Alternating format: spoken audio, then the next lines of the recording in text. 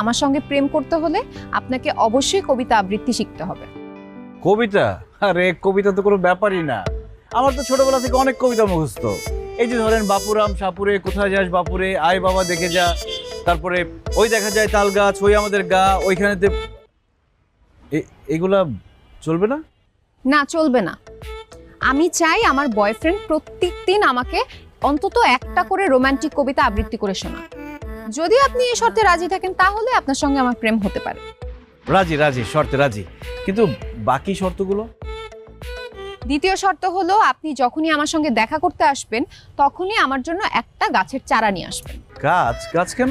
কারণ আমি বিশ্বাস করি প্রকৃতিকে যে ভালোবাসতে পারে সেই অন্য কাউকে ভালোবাসতে পারে। আর তৃতীয় শর্ত হলো প্রত্যেকদিন অন্তত একটা করে ভালো কাজ করতে হবে, এবং কি ভালো কাজ করলেন সেটা আমাকে এসে জানাতে হবে। এই? হ্যাঁ, এই। ঠিক আছে, আমি তাহলে আসি। চলে যাবেন? হ্যাঁ, চলে যাব। কালকে কবিতা শিখে আসেন, তখন দেখা হবে।